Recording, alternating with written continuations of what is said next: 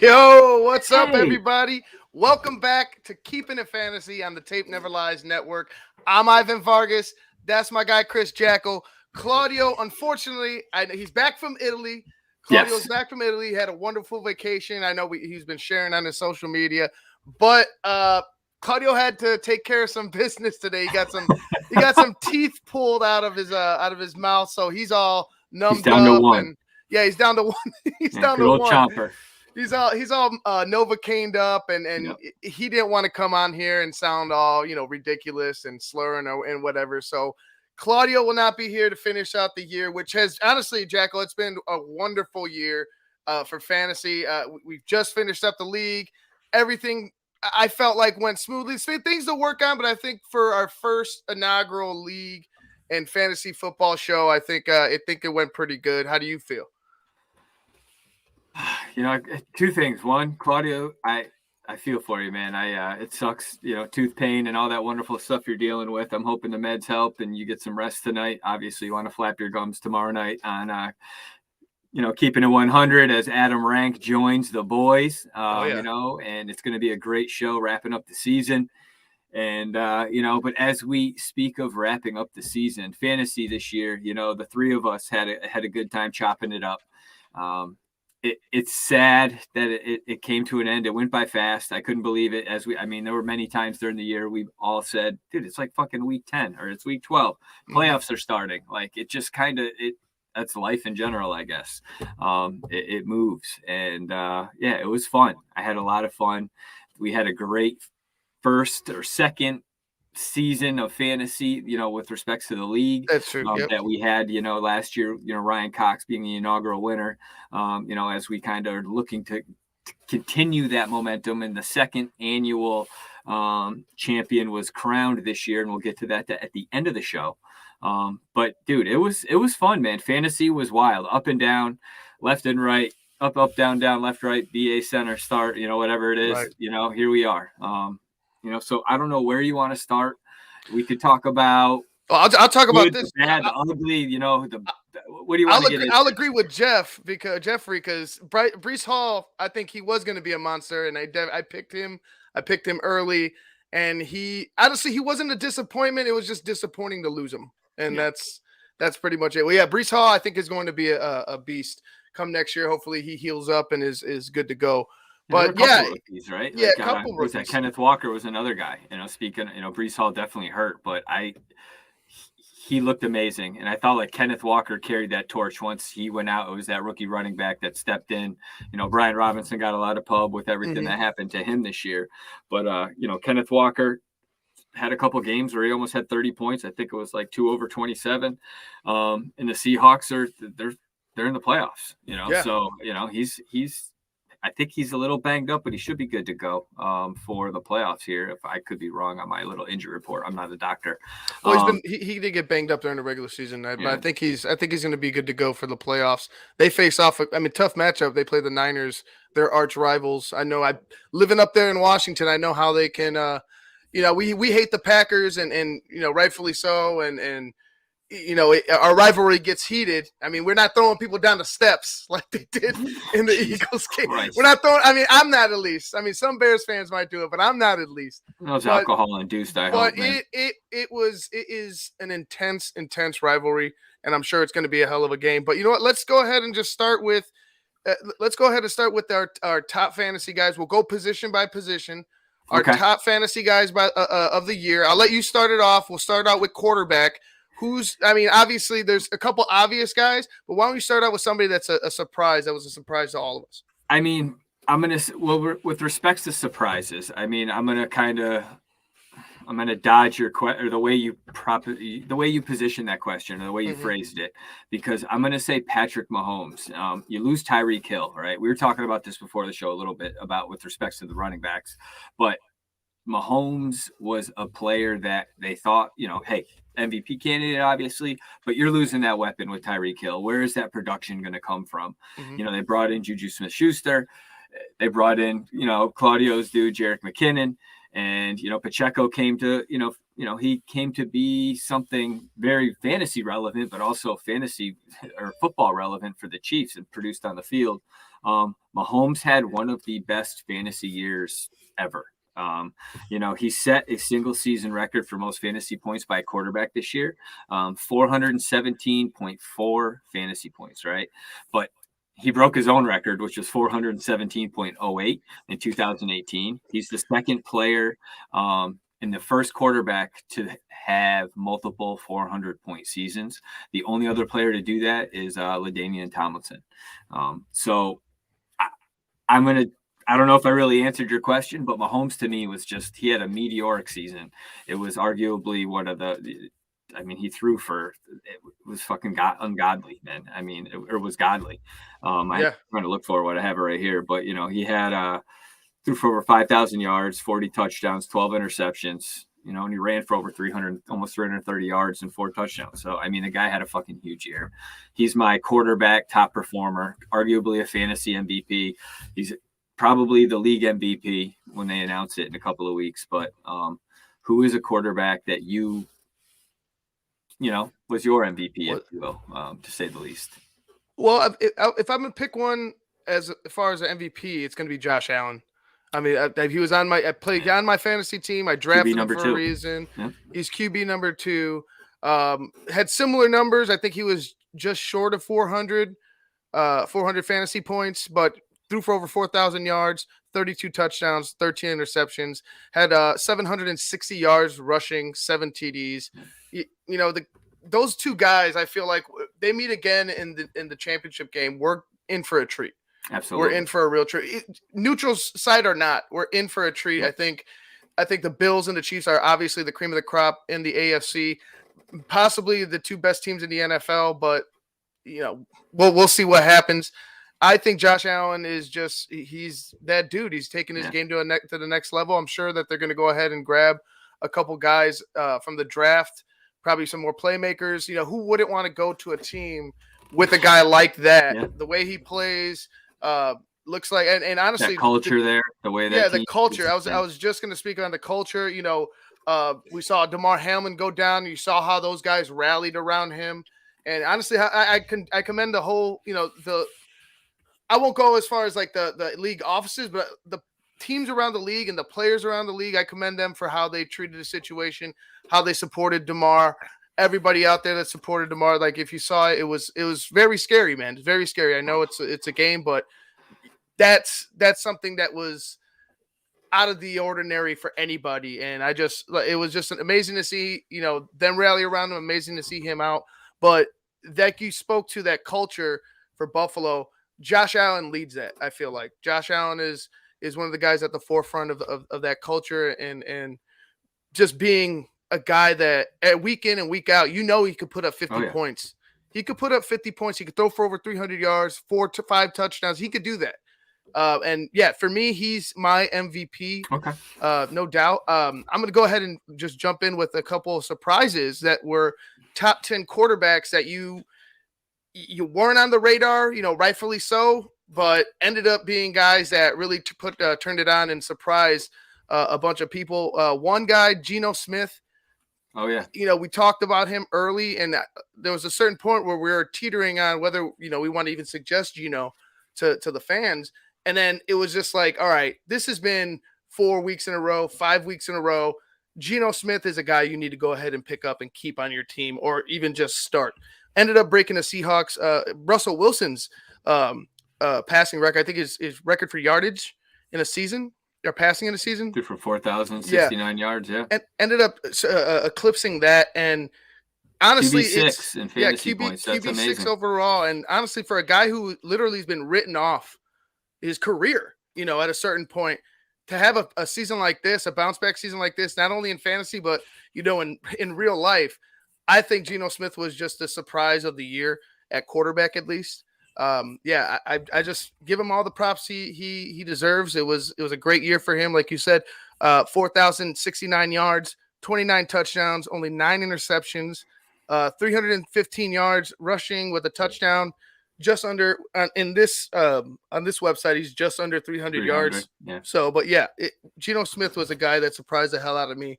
Had a wonderful season. Yeah, that was shocking to say the least. I mean, he was a guy that was undrafted, he was an afterthought. He led me to the playoffs in the TTNL Fantasy League. I had to start him due to Lamar Jackson being injured, and he, got me into the playoffs and, threw me a dud. But nonetheless, I digress. As I look at the list, right, the guy sitting right above Geno Smith for surprises is another guy that was drafted, probably, unless you're a Bears fan, was drafted very, very low, or not at all. And that's Justin Fields. He was a top 5 fantasy quarterback with respects to points.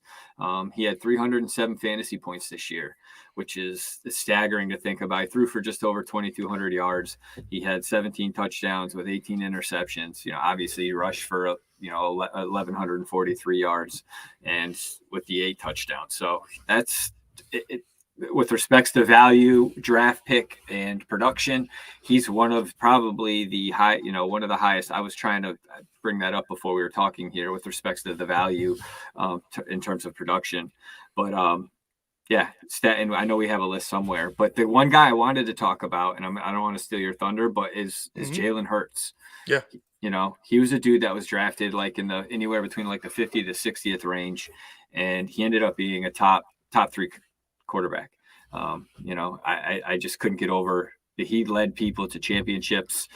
He led people to the playoffs, and then obviously he was hurt, and it was something to think about. With 14 games, he scored 369.58 fantasy points, third most by any quarterback in the history of fantasy throughout 14 games.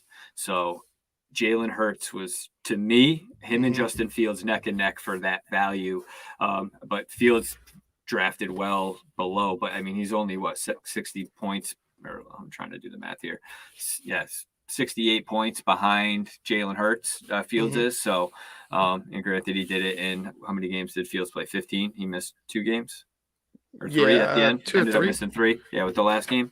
So as I ramble here, just saying value Hurts, being drafted where he was, but I think Fields may be the guy that probably is the overachiever for fantasy this year, in my opinion.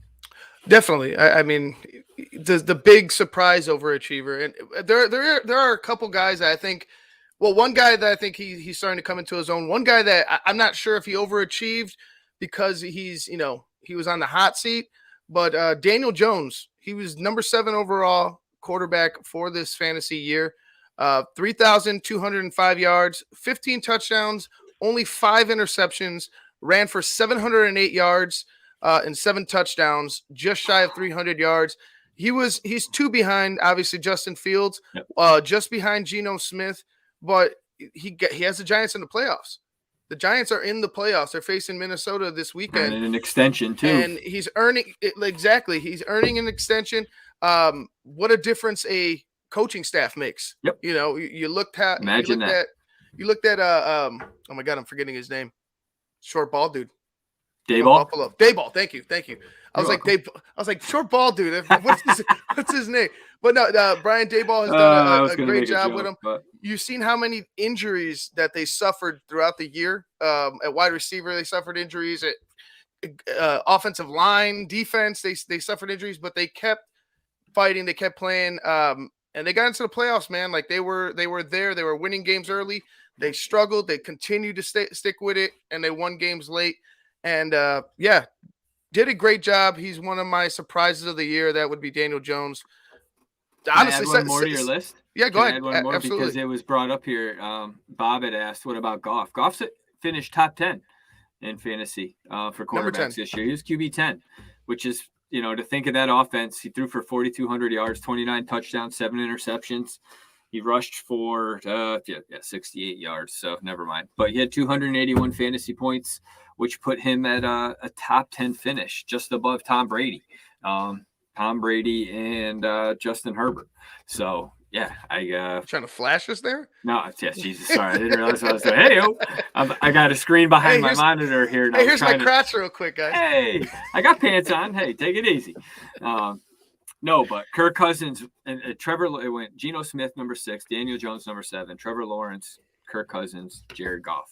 I mean, it's fucking crazy to say those names in the top 10 for with respects to solid quarterback production on the football field, but fantasy, that's not high draft picks. That's people that speaks to streaming quarterbacks, speaks to drafting your quarterback in the 7th, 8th, 9th round and surviving. I mean, shit, you could have drafted Justin Fields in the 12th round and, you'd be farting through silk. I mean, it'd be fucking beautiful, So, to that point, I think we should talk to running backs because we kind of are beating quarterbacks to death here. So, well, let's real quick before we do jump to running backs. Let's go. Let's do it this way. Let's go studs. Let's go studs and then duds for each one, and we'll blow through. I'll keep the duds to a minimum because honestly, there's the biggest guy, and I think you know who I'm talking about, Russell Wilson. Oh, fuck dud, yeah, dude! The biggest dud of the year. Had 3,000 yards, but 13 touchdowns, 10 interceptions, 200 some yards rushing. Not very good all year for Denver. They were at his throat, not only in the locker room, but also in the fan base and the media. Well, they are pissed. They were pissed. Those fucking people that he paid off to come out with those social media posts, about all his players liking him, like week 16, 17, and then he's on the stand crying or on the podium like, oh, yeah, man, my fucking players love me, man. I'm going to be different, man. Fuck you, Russell Wilson. You fucking bum. Sorry. I mean, he has all the weapons. He had the weapons. Hi, Cars. He had the weapons, Did he see my crotch shot? I don't know if he did. You know what? He came on as soon as your crotch shot. It must have been trending. Yeah. So hey, Cars, the bat signal was sent, apparently. He's out there. But yeah, he had all the weapons. He had the defense. The defense for Denver was amazing. But they can only do so much. You know what I mean? We know that as Chicago Bears fans, the defense is all world, but the offense can't do shit. And that's kind of where Denver was this year. Got their coach fired. It wasn't pretty. Wasn't pretty at all. But their defensive coach may end up getting a head coaching job. He ended up might parlay that into a head coaching gig. So it's kind of funny how that all works out. Yeah, sorry, Sheree. I'm not a big Russell Wilson fan. I can't believe we almost traded for that bump. But dude, as I stammer here, that job to me is probably the most appealing though. I feel that, going to Denver at all those head coaching positions, do you think Russell Wilson's fixable is kind of what I'm getting at? Is I just shit on him. Would you be the coach that wants to go there and tries to fix him? Do you think that's... Are we talking about Sean Payton going over there? Yeah, kind of. Okay. Sean Payton, I could see being that coach. Yeah, like the coach of the Denver Broncos. Because of Russell Wilson. Because I think Russell... yeah, let's ride. I think Russell needs to be taken down a notch. Like, oh, yeah. As a coach, do whatever you have to do. Sean Payton's that guy, right? But this is my offense. Yeah. Like we do it my way, and I feel like, here we go, Cars. Payton does not want to coach him so maybe they trade Russell Wilson again. I don't know. I just feel like a guy like Russell needs to really buy into what his coach is saying because it wasn't the issue in Seattle. He wasn't. He was at odds with Pete Carroll because of play calling and how he was being it almost used. Sounded like it came down to like a me or you gotta go type. It's him or me. Right. Seattle was like, all right, Russ, see you later. I mean, and they got every fucking draft pick, and then Russ played so bad they got him a top 6 pick, I think, right? Yeah. We'll see what happens with Denver. But for right now, Russell Wilson, dud for me for the year. Yeah, he was horrible. He was probably the number one bust. Maybe not in all of fantasy, but arguably the bust for quarterbacks. I think the number one bust, we get to it, is Kyle Pitts. I think he was a guy that was just fucking tight end 29 right now, basically, but going into it was drafted where he was, top 20. So I think, just I know we're not tight ends, but yeah, where do you want to go from here? I just kind of went off on a tangent with the Denver question. It's fine. It's fine. We'll move over to running backs. We'll get into that. We'll start with the studs, obviously. Stud, a guy, I'm going to have to go ahead and just announce him because I had him down. I didn't think he was going to have a great year, and he ended up doing that. He ended up, I believe he got the rushing title. Yeah, he has the rushing title for the season, and that's Josh Jacobs. Josh Jacobs of the Raiders had a wonderful season, running back number 3. But honestly, 16. like you couldn't say a damn thing wrong about him. Like he was just the guy this year for the Raiders. Unfortunately for them, they sucked. Everything else kind of was shoddy. I think you had a serious connection, obviously, with Carr and Devontae, but the defense can't stop a fucking cold. They can't do much. He was unbelievable. Yeah, and it's hard to do. It's hard to win when you can't stop anybody. But getting back to Josh Jacobs, a wonderful, wonderful year. 1,600 yards, 1608. Where's the touchdowns? 12 touchdowns. It was just great out of the backfield as well. 395 yards. No touchdowns there, but he was doing it all with his legs on the ground. So I'm going to go with Josh Jacobs. I feel bad because I thought he was going to have a shitty year, and I think the Raiders did too. I mean, they had him fucking playing the last preseason game in the second half, dude. It was fucking wild, dude. Josh Jacobs was a fucking beast. It was fucking a guy, like you said, RB3, 4 games of 30 or more fantasy points. He had that almost 50-point game week 12 against the Seahawks. Just a good fit for McDaniel's offense, like you're talking about, speaking of the weapons with Devontae and obviously Tom Brady or whoever is going to be the quarterback next year. Mm-hmm. But I think Josh Jacobs, he might have priced himself out of the Las Vegas Raiders, and they have Zaire White there, and I forget the other gentleman, but they could go out and sign David Montgomery if they wanted to. There's going to be guys that they could go out and get and maybe save a little money because I think they're going to have to pay a quarterback to come there. They're not. I don't think they're going to draft one. They're going to have to go maybe get a high price guy, and Tom Brady could be that guy. But yeah, Josh Jacobs was fucking phenomenal, and I think that's a great call. Yeah. Who you got for running back? So man, he's my MVP on the year, and we can talk about that. But Austin Eckler, a dude that in pretty much every format was just straight up efficient. He was, outside of only having 2 games all year of over 100 yards rushing. He had 16 touchdowns, which was beautiful.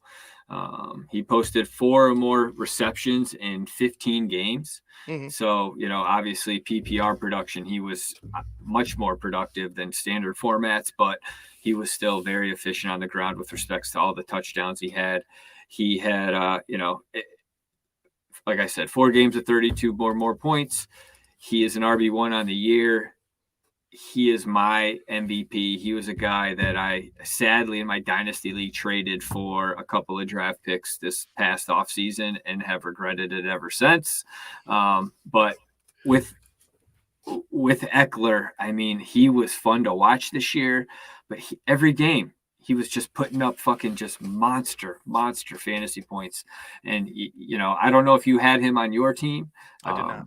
No, but it was, I just wanted not like I didn't want him, but no, but I mean, he was a guy that, he started off, I think, kind of slow the first 2 weeks, and then it was unbelievable after that. Mm-hmm. I think him and Jacobs actually kind of started off kind of slow in the beginning of the year, and then they just went off.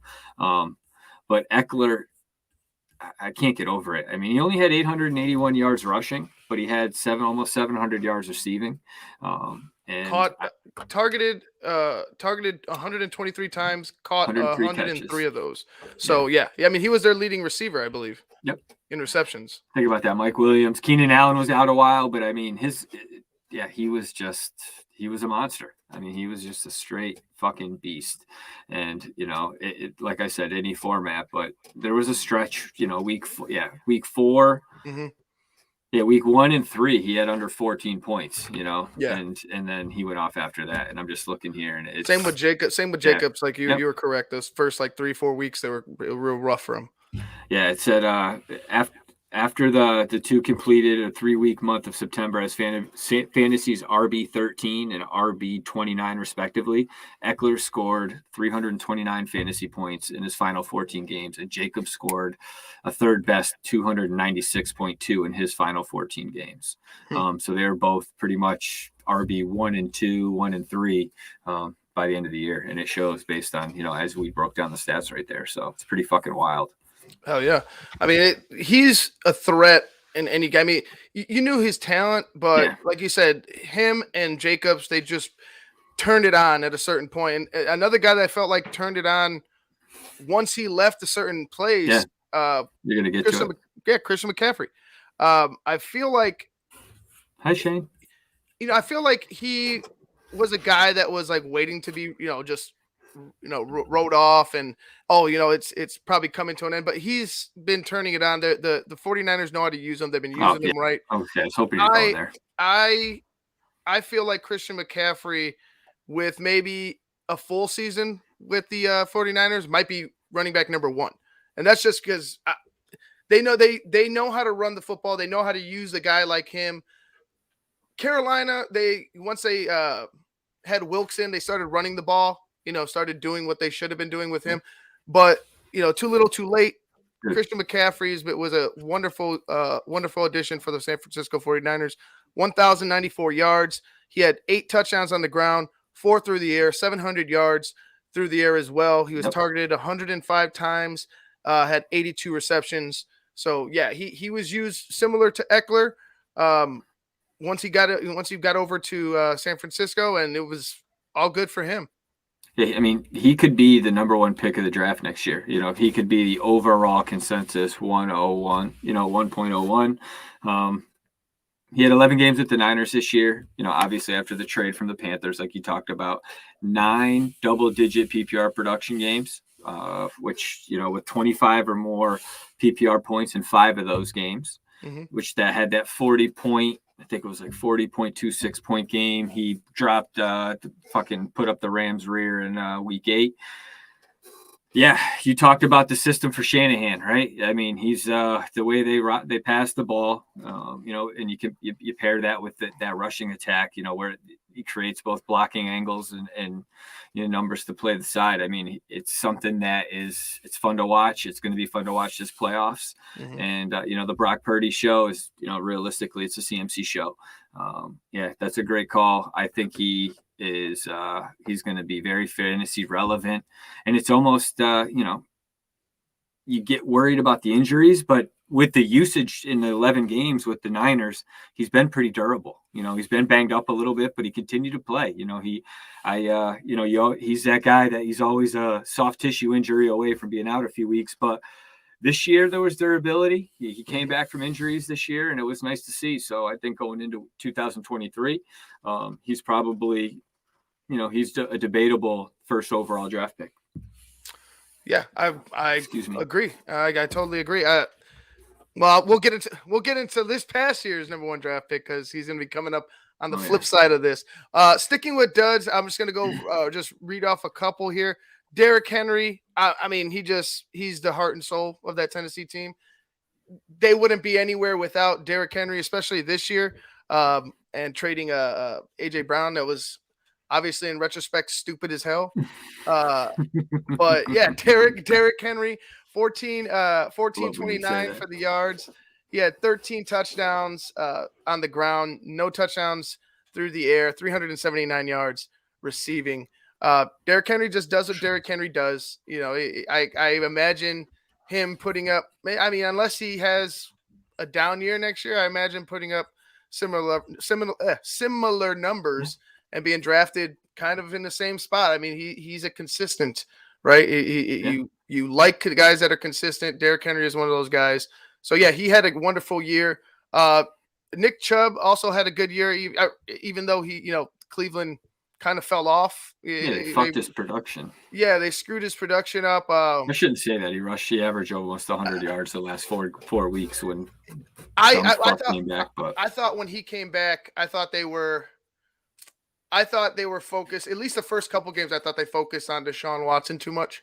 You know what I mean? Like, let's get him back. Let's get him as many. He's got to throw the ball. Yeah, he's got to throw the ball. Got to control the ball. Yeah. So I feel like maybe that hindered him a bit, but he had more accusations made against him than he did fucking points scored, I think. Yeah, but Nick Chubb was still able to put up awesome numbers. Like I said, 1448 for the yardage on the ground, 12 touchdowns on the ground, only 194 yards receiving, no touchdowns, but still a great year for Nick Chubb. Yeah. I got a dud for you. Fantasy, we talked about him before the show. and it brought up the Matt Forte stat, Najee Harris, right? A guy that was a running back going into the year after his 300.7 fantasy point rookie season. He followed that up with a stinker.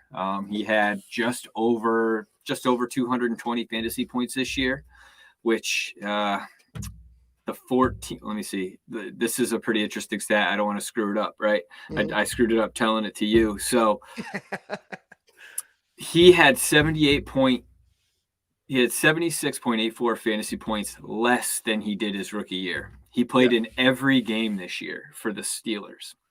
He joins Matt Forte as the only rookie running back to score 300 fantasy, or only running back to score 300 points as a rookie, then play every game as a sophomore and score 75 points less than he did the previous year. So I thought it was interesting, a little Matt Forte stat, but with respects to Najee Harris, where you drafted him and what he did this year, he hurt you bad. And it was sad for people that had stock in Najee Harris. I was not one of them. I look for a bounce back for him next year. He was able to play. Kenny Pickett, I think he could be, I think with the new, Matt Candido, I think it's Matt Candido, they want his head, and I don't know if Tomlin's going to get rid of him, but nonetheless, if they can, make some changes and really kind of work the game with Kenny Pickett, pass game, the dual threat action, I think they got some stuff working over there. You could see 2023 being a much stronger season for Najee Harris, but he was a pretty big dud this year for me in 2022. Yeah, and like you said, the key phrase is where you draft them, depending on where you drafted them, right? I got a dud or a stud, excuse me, that's literally right behind Najee Harris in running back rankings in Jamal Williams, right? And I'm going to marry this with a dud as well. Jamal Williams had a wonderful season, I feel like, for the Detroit Lions, a guy that was looked at as a backup, looked at as a guy that was supposed to, just kind of help carry the load for another running back over there that I'll get to in a second. Jamal Williams, 994 yards, 6 shy of 1,000, 15 touchdowns on the ground. I believe he broke Barry Sanders' record. Yes, he did. For touchdowns in the season.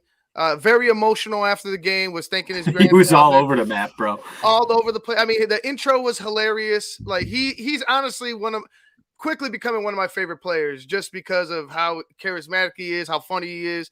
And honestly, you see how much he loves the game of football. You saw that in Hard Knocks if you watched it. It's hard not to like a guy like that. It's hard not to like a guy like that. He was able to have a wonderful season. And, looking at it, it's all about perspective. Najee Harris was looking at 7th in draft position? Yeah. Right? Jamal Williams was 170. Yeah, 170.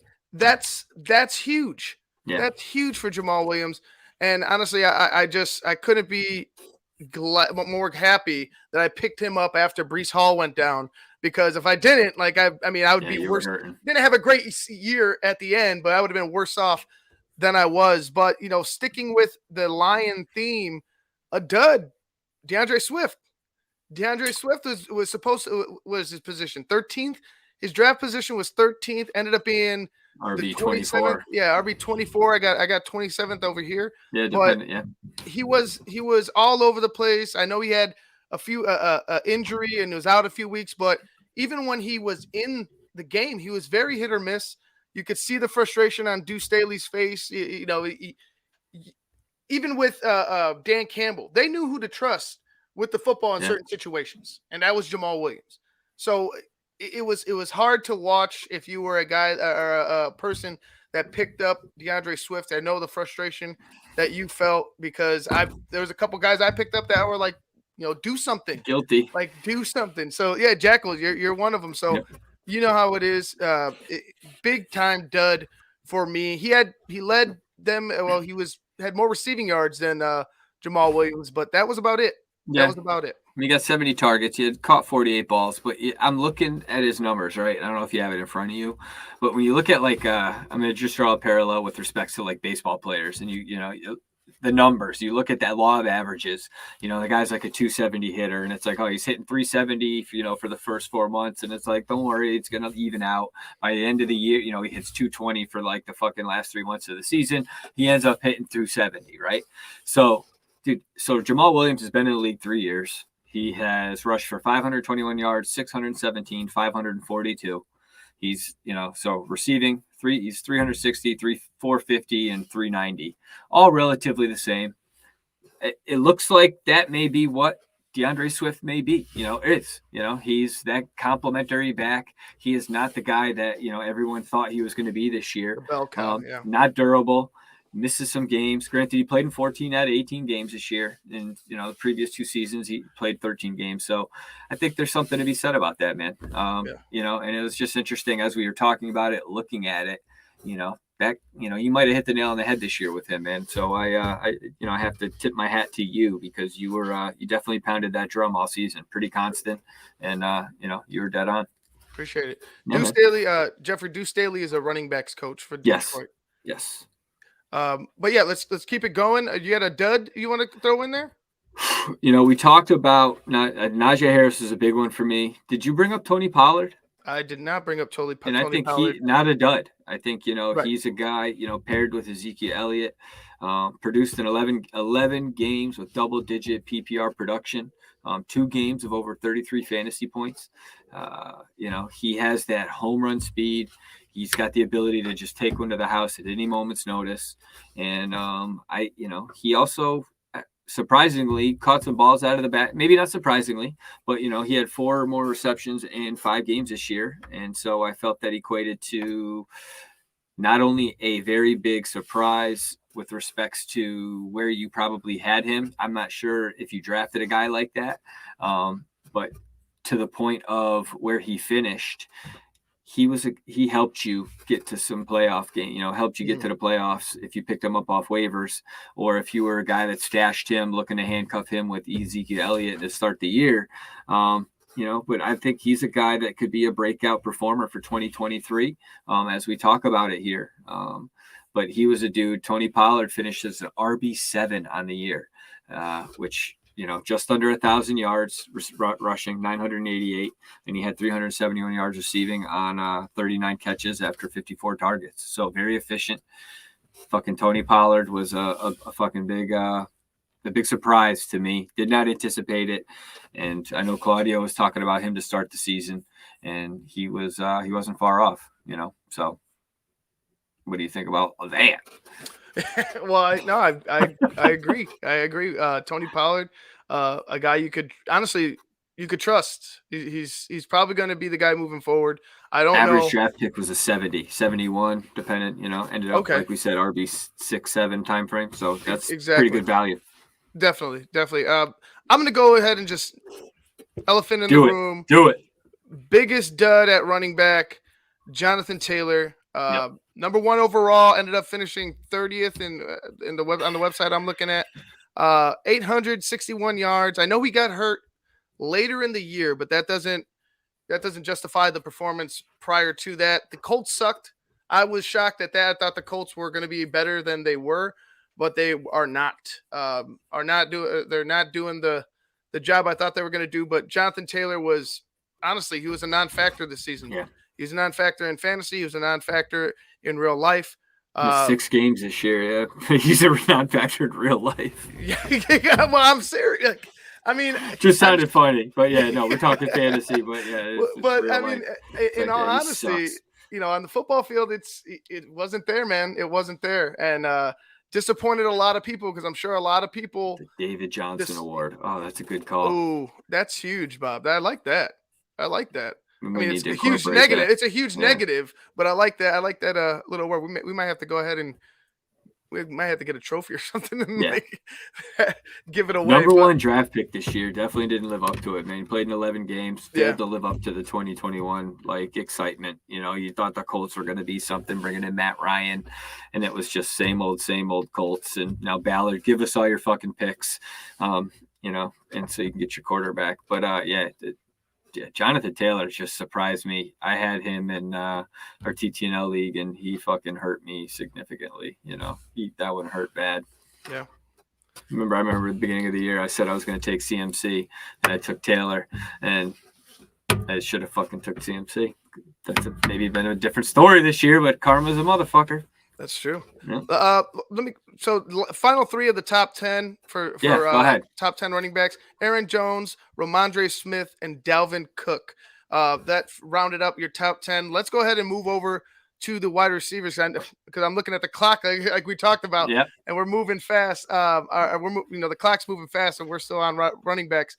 Wide receivers, I'll go out with number one, Justin Jefferson, number one, 1771 in receiving yards, 8 touchdowns, added a touchdown in the rushing category, but he was all over the place, except for when you ran into he sucked for your Jair playoffs. Alexander. He hurt you in the playoffs. Except for when he ran into Jair Alexander in the playoffs, he was not helpful. But as far as the season went, if you had him on your team and you were a team that reached the playoffs, he's probably one of the reasons why you got there. 100%. And 124 receptions, like I mentioned, 1,771 yards.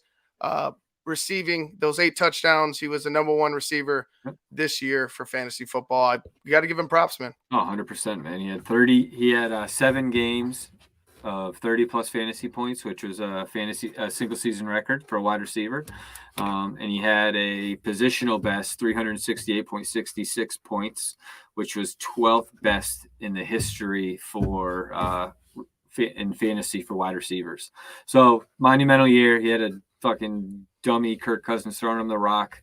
Not going to win shit in the playoffs, but nonetheless, in real life, right, he's not going to win shit. But fantasy wise, the Justin Jefferson Kirk Cousins connection was fucking unbelievable. And another year where he just dominates, which is something I guess is going to be consistently it's going to be consistent for him for the upcoming few years. As much as we hate Kirk Cousins, number 9 overall.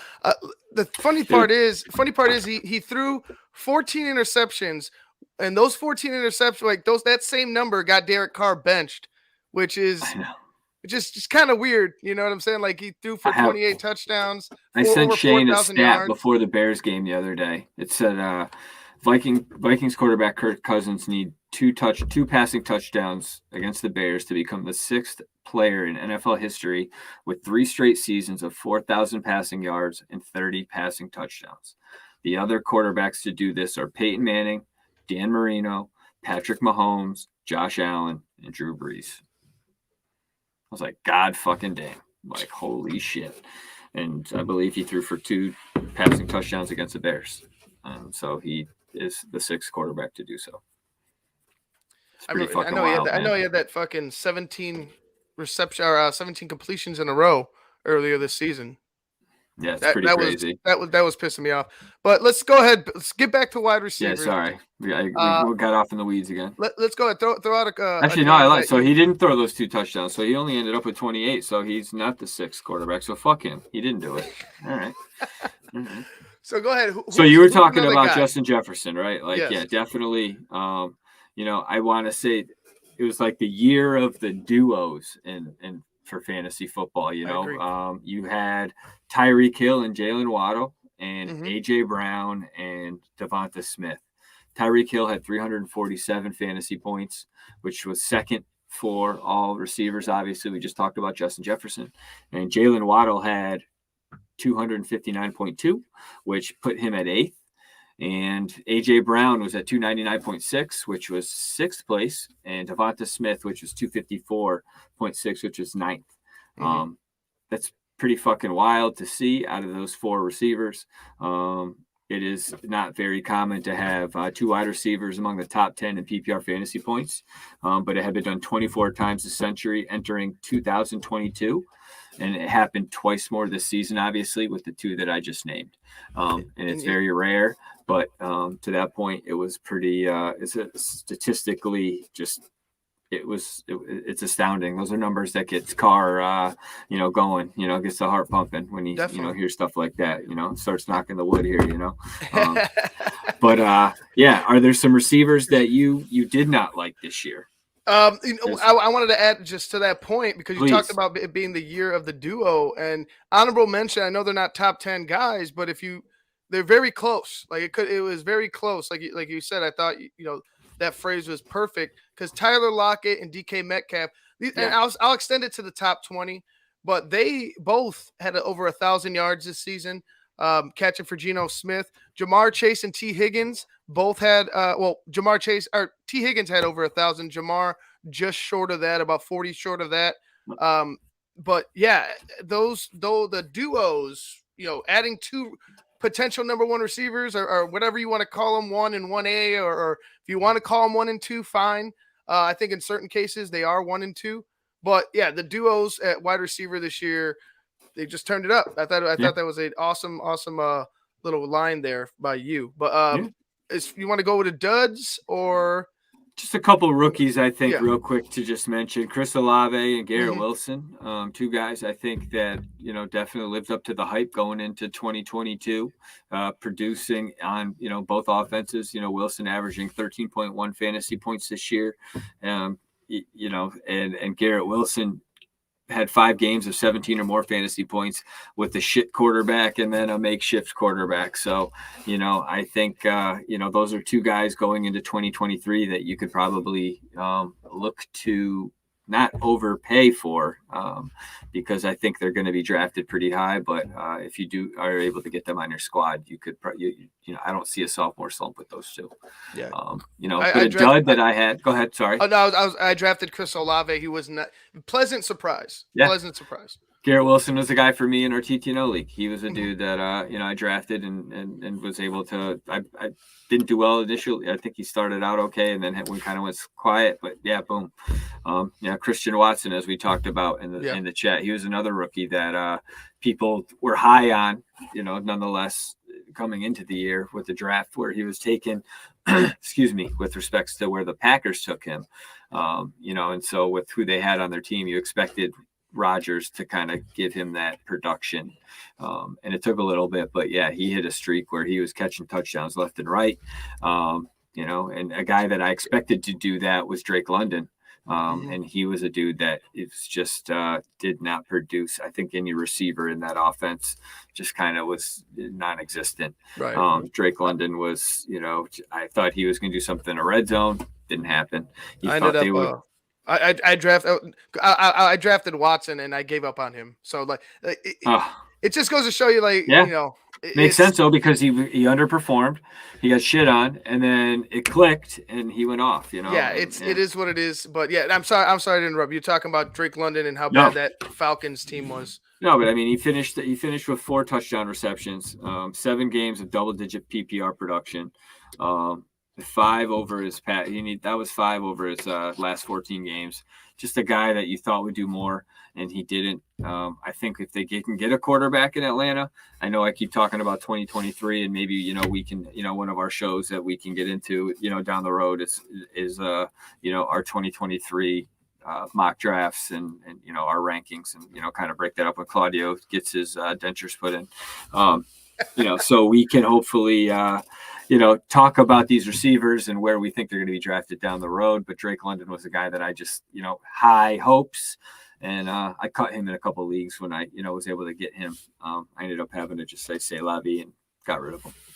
Yeah. I mean, yeah, it sucks when, well, actually you had a couple guys. I don't think it was Drake London's fault. I really think it's just Atlanta's not a good offense. Yeah. Marcus Mariota and Desmond Ridder. He is who he is. Desmond Ridder, I mean, obviously the jury's still out because, he has to start. For me, I need to see a few more games. Looks like he's 47. I mean, shit, I look younger than he does. But that is true, but yeah, I would say he was a disappointment, not because of himself, but just because the team was a disappointment. A bust for me, Gabe Davis. I thought he was going to have. I thought he was going to have 1,000 yards and a little less touchdowns than he did last season because I think he led the league in touchdown receptions, if I'm not mistaken. But didn't come close. He was wide receiver 34. where I'm looking at. Yeah. Yep, I'm with you. 793 targets, 48 catches, 836 yards. He only had 6 touchdown catches last year, so he didn't lead the NFL. And okay, then that was definitely way off. But I think it was like touchdown catches over a certain amount of yards. Okay, there we go. So not a good year at all. You saw how potent that offense for the Buffalo Bills could be, and he was. I mean, he did some good things. They had, I believe, a 99-yard touchdown reception against Baltimore early in the season. I mean, that was exciting, but it was very, very streaky with Gabe. That's what he was, though. He was peaks and valleys. I mean, but it was more valleys than peaks for me. Absolutely. And, I know I talked about him this year, Keepin It Fantasy, where I felt that he was a drop candidate a few times. I just didn't think he was somebody that was ultimately – what the juice wasn't worth the squeeze at that point. Mm-hmm. I agree. Yeah. You want to get into tight ends real quick? Because there's not much to talk about with tight ends. I want to get into tight ends.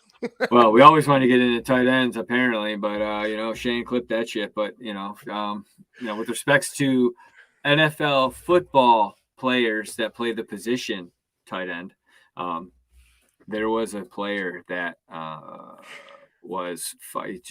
can't believe we just said all that, but that's all right. I mean, yeah, we're good. But no, there was a player that I think it was historic. It was arguably, I talked about Patty Mahomes having maybe it's the Matt Nagy effect. He gets over there and these guys just fucking turn into fucking offensive fucking studs. Is that what it is? No, it's definitely not that. They're being you. They're being you.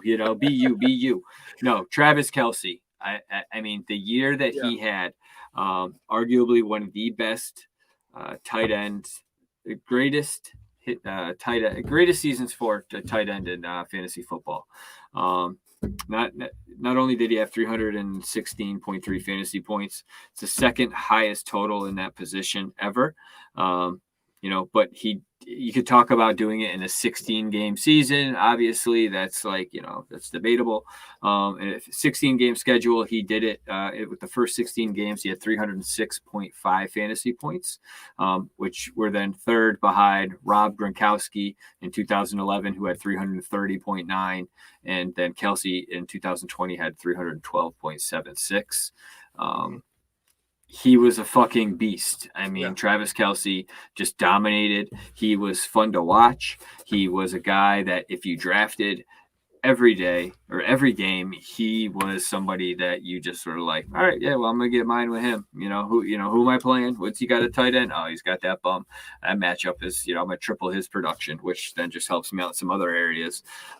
But not only did he help dominate your matchups, he just fucking dominated the tight ends.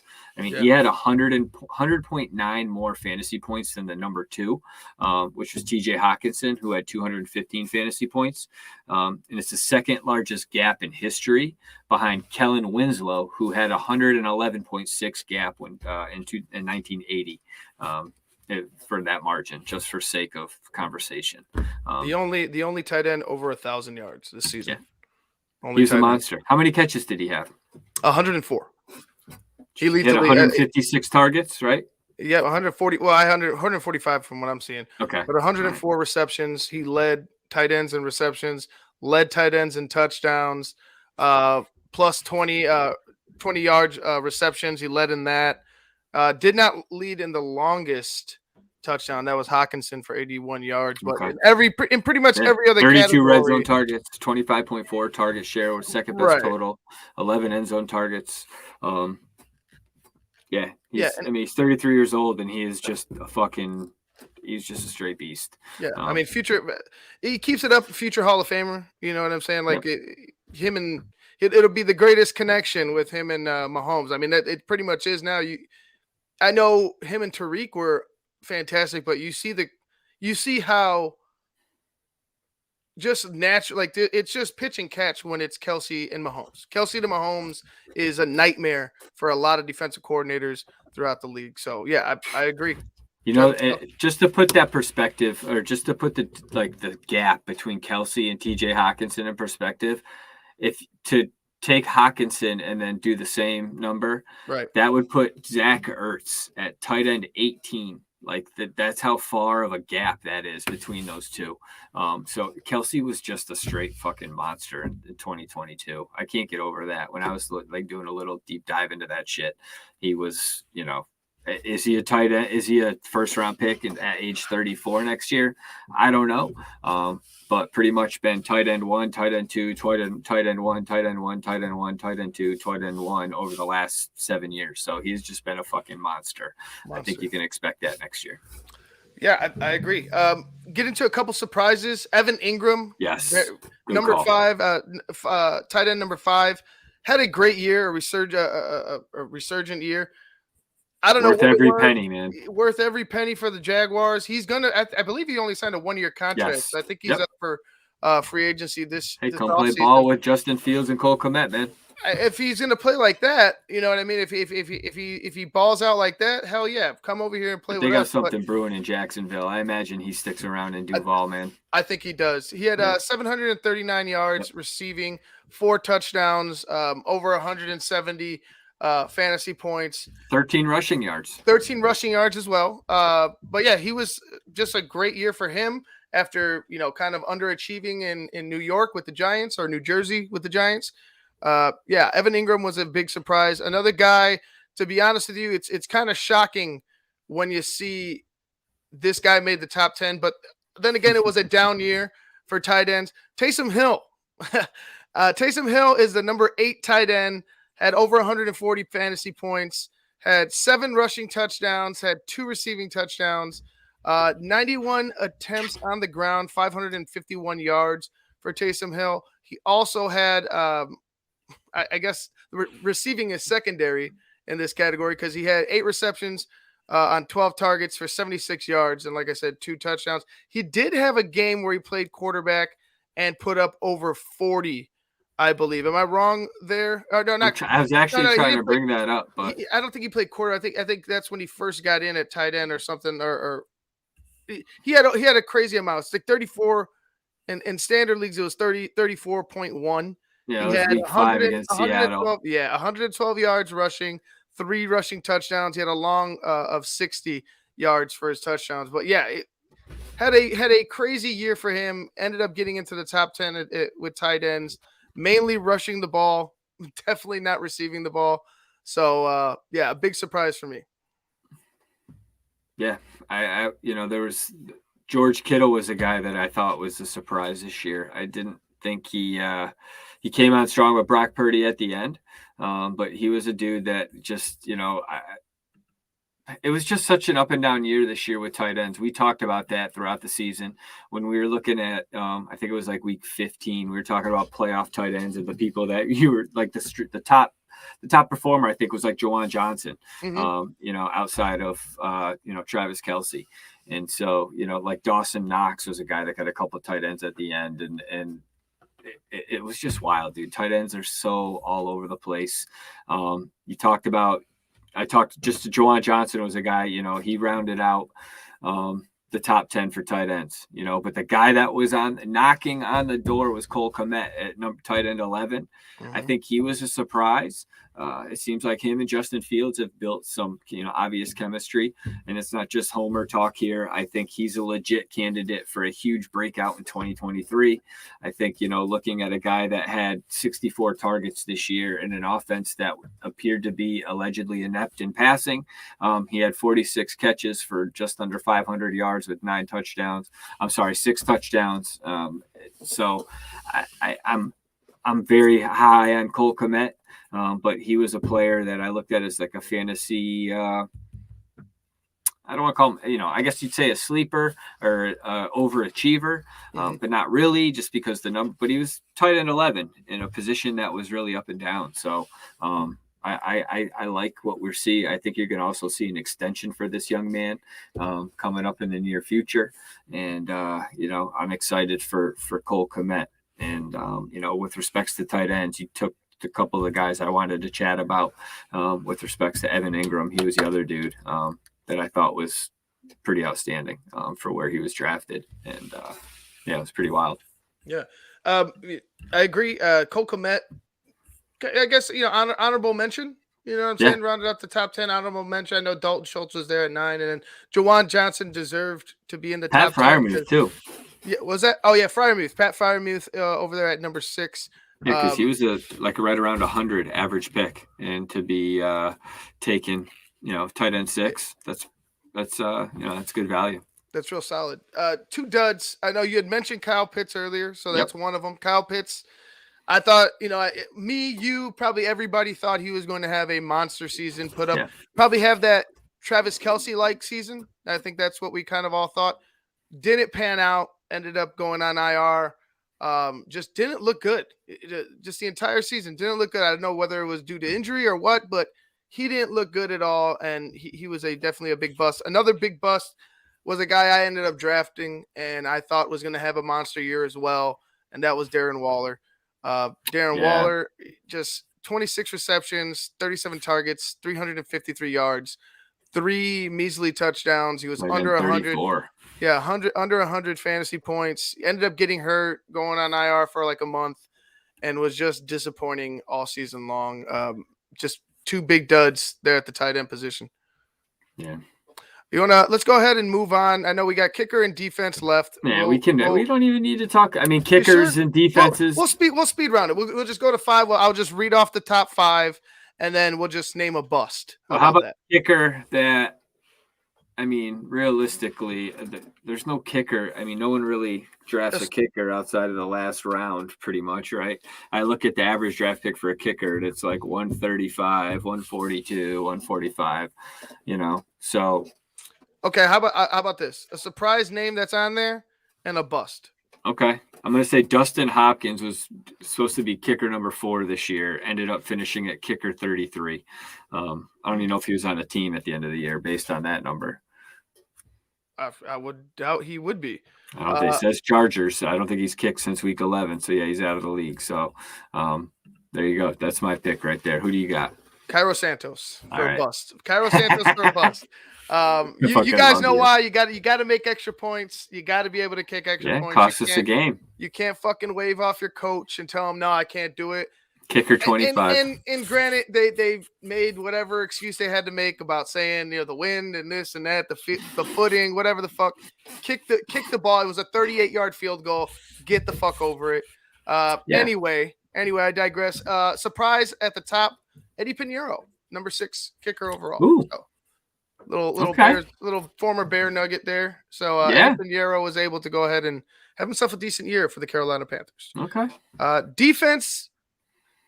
The Niners, they were amazing, but the number 1 defense was. Well, who was the number 1 kicker, actually, while we talk about it? The number 1 kicker Brett Maher from Dallas. Yeah. He was a guy that, was like picked to be kicker 30 going into the season. Ends up being, he was 29 for 32. And he was, for extra points, he was 50 for 52. 161 total fantasy points. So he was the only guy to average double digits this year for fantasy. All right. Well, there you go. All right, cool. I'm glad you brought that up. See, why the fuck didn't you want to talk about kickers, man? Oh, you're the one that. Wait. We got to talk about Brett Maher. I was like, all right, fine. Well, anyway, let's defense. Like I said before, we wrap up our big studs and duds for the year. Pat's number 1. Honestly, that's pretty surprising for me. I thought they were going to have a down year. A team that I guess was a surprise dud, the Tampa Bay Buccaneers at 19. You expected them to have a solid year. That injuries and I don't know, Giselle leaving might have been a problem with the whole team. I don't know, but yeah, they had a down year, so I'm going to go with them as some busts. All right. So I'm looking at defensive score. So the Chicago Bears, last place, 59 points. The number 31, the Las Vegas Raiders at 76 points. The Bears I'm looking at, they had 20 sacks on the year, last place in sacks. The Falcons had 21, 13 interceptions for the Bears. They had 8 fumble recoveries, 8 forced fumbles, no defensive touchdowns, no safeties, no special teams touchdowns. Fucking stunk. Fucking just a bunch of shit. Average 3.7 fantasy points. Just a big fucking bunch of nothing. I'm glad I watched every game. Yeah, me too. But that's where a lot of that draft capital is going to go. Oh, no doubt, no doubt. And we'll get into Anyway, that. We'll get into that later. that's But tomorrow night. yeah, let's go ahead and just wrap that up. Yeah, man. Those are our studs and duds for the year. I hope you guys enjoyed it, man. We could talk about this forever. Man. Yeah, it was a great season. Like I said, we're already past an hour. We were talking about having a shortest show today, and it just doesn't happen. It doesn't happen because we love talking. So I'm gonna breeze through football. This. Love breaking through. But let's go ahead and talk about the fantasy league. Let's talk about the winners. Yep. Let's talk about a little bit about what we're going to do next year moving forward and stuff like that. But let's go ahead and, Jackle, you take over. I think Claudio is doped up right now, but he wants to do a show somewhere in the real near future where we talk about 2023 guys that are bound to be breakout performers, rookie guys. So I think, so what we could also do is I would like to maybe bring on, our champion for the overall title as we get here. But we had 40 guys, 40 men, women that got involved with our Keepin It Fantasy TTNL Fantasy Football League this year. We had a simultaneous, we had 4 drafts going on at the same time. Ivan, you were in one, Claudio was in one, Cherie, Lady Bear was in another, and myself was in rounded out the 4 divisions. We had the Luckman, the Butkus, the Sweetness, and the Sayers division. And we ended up with 16 teams that made the playoffs. And we had a lot of fun. There were a couple of schmucks that, didn't necessarily fill their lineups out every once in a while. We kind of chastised them throughout the thing and the message board. And it seemed like, guys kind of did their thing. And it was very much appreciative that people kept the integrity or the sanctity of the league for competitive reasons. It's a free league, and so with respects to it being free, we tried to bring the fans something that was interactive, got an opportunity to hopefully meet some people through the Sleeper app, and do not know where that could lead. But, nonetheless, I had a lot of fun with respects to running the league and seeing guys talk shit. I was able to kind of be part of all of it. Not only in my division, just because of the way it was set up, I was kind of like a co-manager for your team, even though I didn't, it kind of bothered me. But when it all boiled down, we had 16 teams that made the playoffs out of the 40 teams, 4 out of each division. We took each number 1 seed, basically the number 1 overall best record. And we took those guys and we seeded them based on overall points. So 1 through 4, it was like it was like the NCAA based on rankings or whatever. And it was almost like a round robin where you played each person in your respective matchup. Basically, if you scored the most points, you ended up winning. And so what ended up happening is the finals out of the 16 teams ended up being our very own Chris Sandlin, played Kevin Winston in the final. And it was High Velocity, which is Kevin Winston's team, versus the Keenan Allen Wine Mixer. And Kevin Winston absolutely smoked Sandman, which sucks, but it was 163.10 to 109.44. There were a couple of matchups in week 17, and with everything that happened, unfortunately, the events with DeMar Hamlin, there was a few players that did not get to play. It would not have mattered, unfortunately, for Sandman. They both had players that were going in each, but to that point, our overall champ for the 2022 season is going to be Kevin Winston. He ended up taking down the title. And with that being said, he is going to be the recipient of a pretty badass trophy. It's going to be sent to my house. I have to put the placard from Ryan Cox from last year on the trophy before I send it to him. And then what we will be doing is that, obviously next year we would be doing the exact same thing.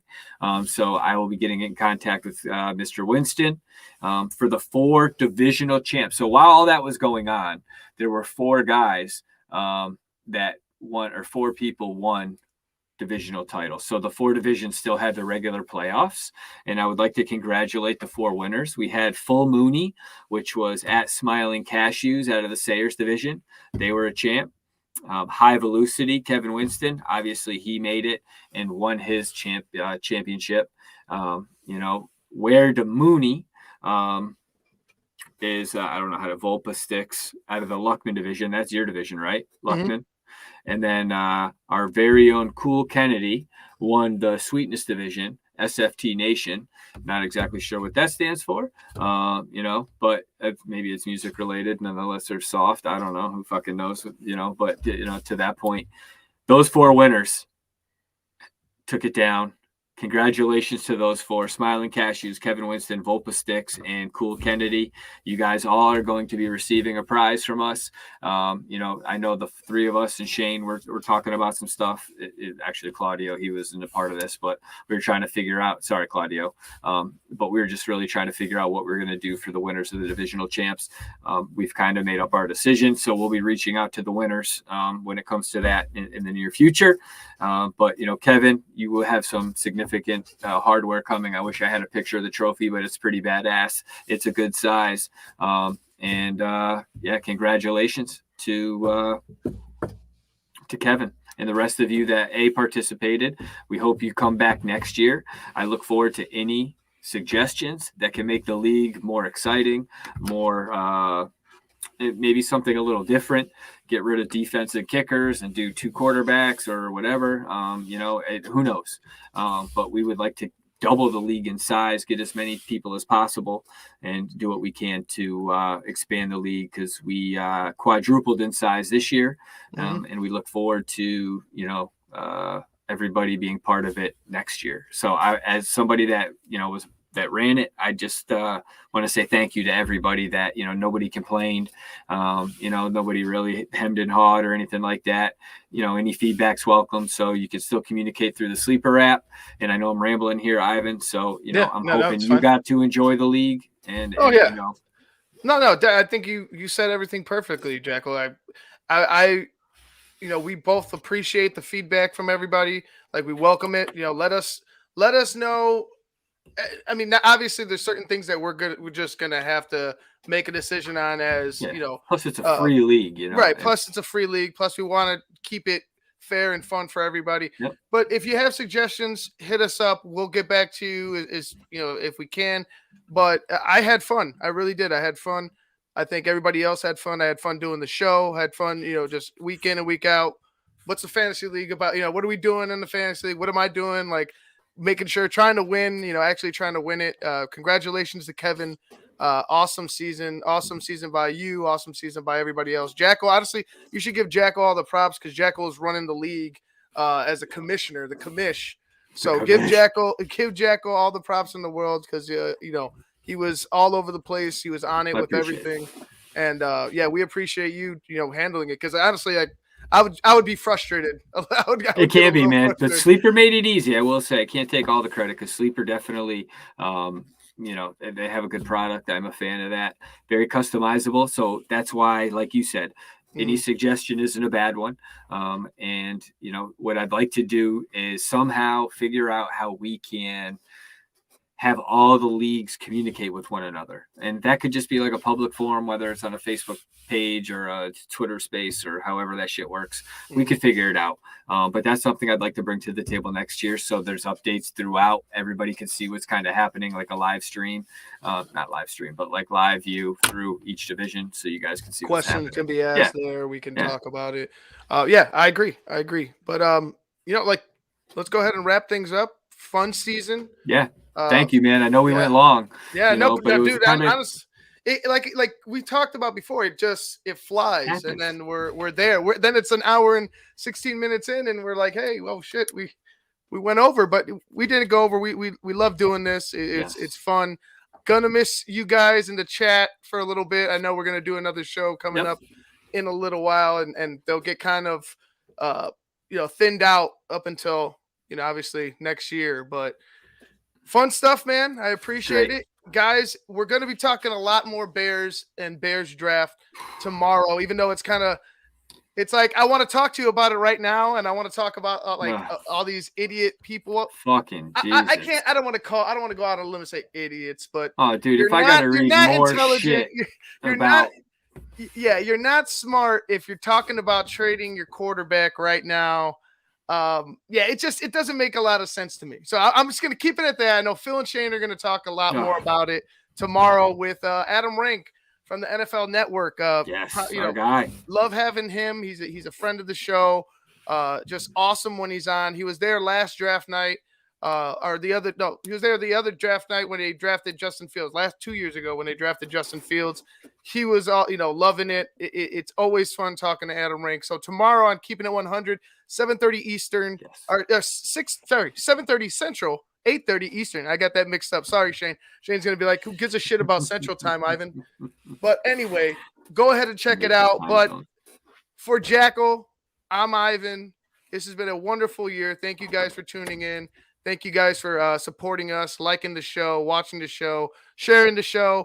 Make sure you like, share, and subscribe to the Tape Never Lies Network. Become a Patreon at thetapeneverlies.com. And, we'll see you guys. Appreciate it, Ivan.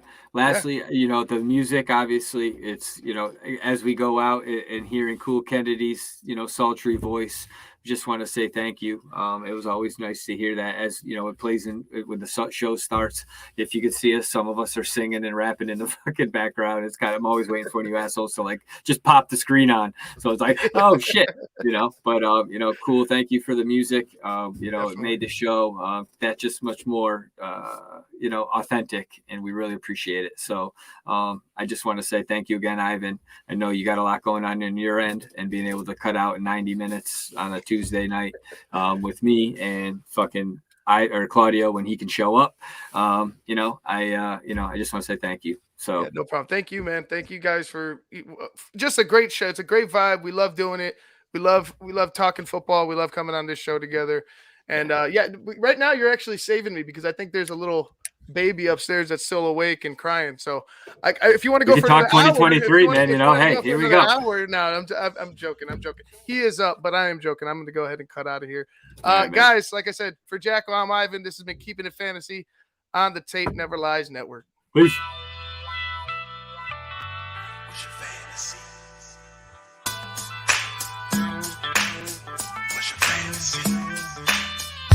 Keeping it fantasy with your football fantasy.